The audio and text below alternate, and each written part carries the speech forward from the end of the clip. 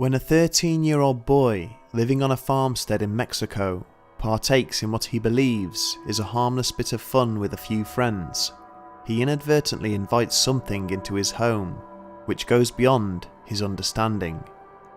Over the next few months, things go from bad to worse as those around him try to expel the evil within.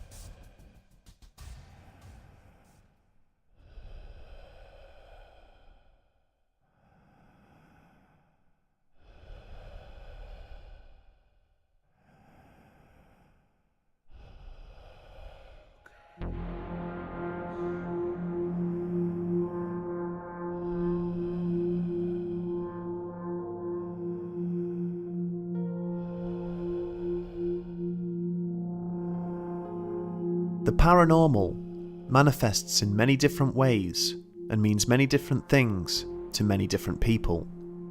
For some, it involves ghosts and hauntings. For others, clairvoyance and other psychical gifts. For most, however, it means absolutely nothing, and merely the mention of any bizarre experience will often draw upon the storyteller strange looks, most commonly of ridicule and disbelief. The world of the paranormal is a puzzling one to inhabit. There are those who have seen and heard things they could not explain, yet remain skeptical. There are those who have seen and heard nothing at all, yet believe implicitly. And then there are those who simply do not know, who sit on the fence and find the prospect of experiencing something paranormal far more interesting than they do terrifying or ridiculous. This tale comes by way of one such person, a young man from the state of Hidalgo in Mexico named Lucas Villa, and for him, what started out as a game, a trifling venture into what he assumed was purely imaginary, would become all too real. Lucas is by now a young man of 23, leading a normal life in the city of Pachuca where he grew up. He works long hours, earning a steady income, and nurtures the hope of one day settling down with his girlfriend Sophia, whom he describes as the love of his life. From the outside looking in, Lucas is a regular guy, hard-working, personable, and well-liked amongst his peers. But in truth, he bears a decade-old secret, which still troubles him during his quieter moments, and haunts his dreams to this very day. Not even the passage of time has eased this burden. For when Lucas was just 13 years old, he went through one of the most terrifying ordeals of his life. Nothing would allow him to forget the events that occurred back in the summer of 2007. At the time, he and his family lived on an old farmstead on the outskirts of town. They didn't have much in the way of livestock, just a few goats and heifers which produced milk and cheese, and a few hens which laid eggs daily.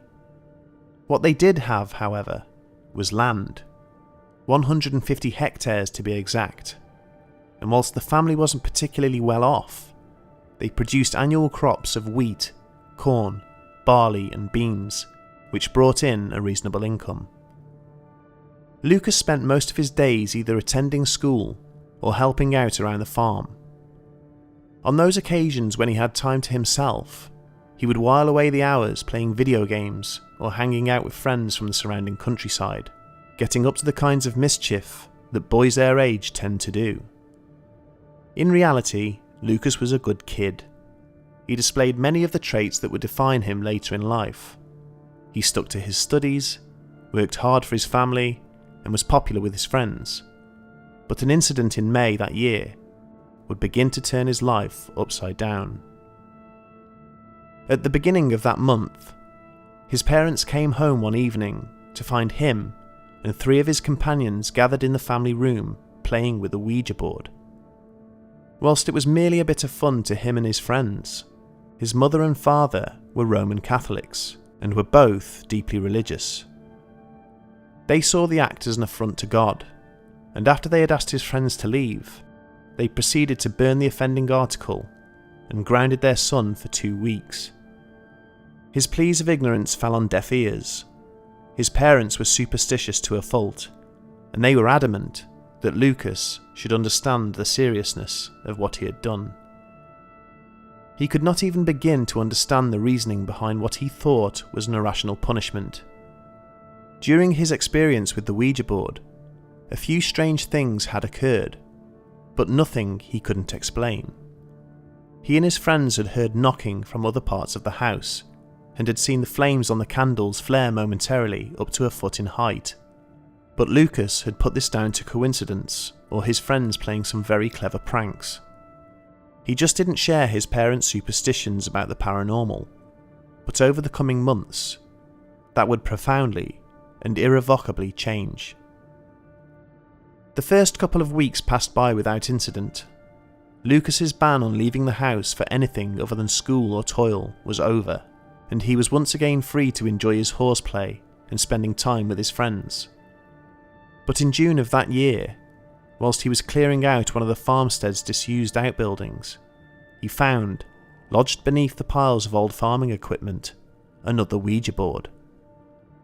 To his surprise, it looked exactly like the one he and his friends had used back in May, except it was tattered and covered in dust. Not wanting to incur the wrath of his parents a second time, he decided not to tell them and tossed it out with the other rubbish. Although the discovery had unnerved him, he soon forgot about it and continued with his work. That night, however, he awoke in pools of sweat and gasping for air. He'd had the most awful dream. Something black had been leaning over him as he slept, getting closer and closer to his face, to the point he felt he was being smothered and couldn't breathe. Unfortunately for Lucas, this became a recurring nightmare, which called upon him every night for the next few weeks and began to affect his sleep. During the day, he found that he was snapping at and arguing with those closest to him, but lack of sleep was not the only reason for his irritable mood. He was beginning to find items which belonged to him in other parts of the house, in places where they never should have been. Sometimes, these items went missing altogether and were never seen again. Other times, they returned to their original spot, even though he had searched those areas over and over. Things continued like this for some time, but it would be the events of the 22nd of June which would escalate the situation beyond his understanding. On this day, when he was in his room looking for his BB gun, he noticed an item jutting out from under his bed, which looked familiar. On closer inspection, and to his utter disbelief, it turned out to be the Ouija board from the outbuilding, which he had discarded the week before. Surprisingly, he found that he felt angered by this, and marched downstairs and confronted his parents, accusing them of playing pranks on him.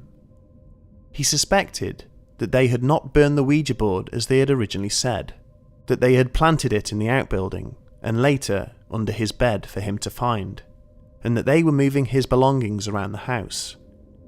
He even went as far to suggest that they were somehow putting ingredients in his food which gave him nightmares, all in the name of teaching him a lesson for using the Ouija board. But his parents appeared genuine when they told him in no uncertain terms that they had no idea what he was talking about, and when he stormed off, their confusion turned to deep-seated concern. Lucas had been acting out of character for the past few weeks, but this was highly irrational behaviour. He had not long turned a teenager, and at first, his mother had put this down to the fact that his hormones were probably running amok. But this revelation, about him finding the Ouija board a second and third time had alarmed her. That night, she prayed for her son, burning incense and going from room to room, reciting prayers to ward off evil spirits. As the weeks rolled by, things gradually got worse for Lucas. He was beginning to experience other strange things around the house whenever he was home alone. On one terrifying occasion, he was sat watching TV when he heard slow, thudding footsteps walking towards him in the hall just outside the family room. At night, he would hear knocking on his bedroom walls and his name being whispered, which sounded like it was coming from under his bed. In the morning, he would often find strange markings and scratches on his body, and another time, he awoke in the middle of the night to see a dark figure standing in the corner of his room, unmoving and staring at him as he slept. He kept these things to himself, for he didn't want to concern his parents, and whilst these occurrences frightened him, he resolved that he could simply try to ignore them. That was until the blackout started. The first instance of such took place in mid-July, when Lucas awoke in a thicket of trees more than a kilometre away from the house, with his skin baking in the hot afternoon sun. His body was tangled in foliage and covered in minor cuts and bruises. His head, however, was unscathed and resting just outside the thicket boundary. It was almost as if someone, or something, had tried to drag him through the brush into the darkness of the wood beyond, but his body had become entangled in the undergrowth. What seemed to him like just a few moments before, he had been turning over topsoil on the east side of the farm. Now, he was all the way over on the west side, and when he staggered in through the kitchen door back at the household, his shocked but visibly relieved parents asked him where he had been all this time. More than 3 hours had passed. The blackouts only seemed to occur whenever he was alone. Sometimes they would last minutes, other times hours, and he would always wake in odd places or lying in strange positions. More often than not, items of his clothing had been removed, and he would have more marks and scratches on his skin. But the real horror would begin when he started to wake up in the midst of torturing animals. The most disturbing instance, the one that shook him to his very core, was when he came to sitting upright, holding a knife in his hands, which was speckled with blood. A baby goat from the farm was pinned between his thighs, bleating wildly, with lacerations to its hindquarters, and a look of unbridled terror in its eyes. When Lucas came to his senses and realised what he was doing, he ran. He ran across the cornfield in front of his house, onto the track leading away from the property, and exited the gateway onto the main road. He ran along highways, past people, cars and houses. He ran over more fields, and through woods, and down into creeks and across dry riverbeds, through brush and over rocks the size of vehicles. He ran until he had nothing left and collapsed, exhausted and sobbing. When authorities finally caught up with him 2 days later, he had run almost 25 miles away from his home.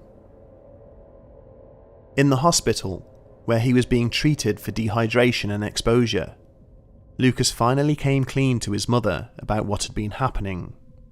She had had no idea as to the extent of his strife. Discussing this with her husband, Hector, they reasoned that there was no such medicine for this kind of affliction, and contacted a local priest at the earliest opportunity. Father Benito Jose Carita made several visits to the Vere residence in the month of August, and determined that Lucas's body and mind was indeed playing host to a malevolent and parasitic entity. Approval was granted to perform an exorcism, and at the beginning of September, the Vere family and several members of the church gathered around the boy in order to assist in banishing whatever it was that had taken hold of him. He was tied to his bed, not just for his own safety, but for the safety of those present, for they knew they were in for a difficult night. Lucas himself does not remember much of the ordeal. In fact, much of what he told us in his own account was pieced together from only fragments of memory and of what his mother and father told him in the years following. Of the exorcism, however, he has almost no memory at all, except for one thing. Right at the very end, when it was all over, he remembers hearing a clunk beneath the bed, and the sound of scrabbling claws across the wooden floor, and the panicked gasps of those around him as they jumped out of the way. He looked down just in time to see what he thought was the top half of a black, oily, inhuman body with no legs, hurriedly pulling itself towards the door with its spindly arms. This memory is a point of contention for Lucas, as his parents don't recall anything of that nature taking place. He is not sure whether he imagined it in his exhausted state, or whether his mother and father covered it up in order to protect the sanity of their son. Either way, he doesn't want to know. Lucas slept for almost 3 days solid after the exorcism and seemed to return to normal.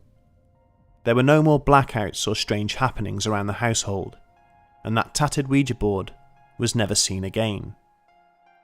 Ouija boards have been around in some form or another for centuries, and although originally marketed as a children's toy in the early 20th century, they have since taken on a far darker reputation. There are those who believe they serve as gateways to another realm, where only pain, sadness, and torment persists, and that anything that steps through that gateway is inherently malevolent.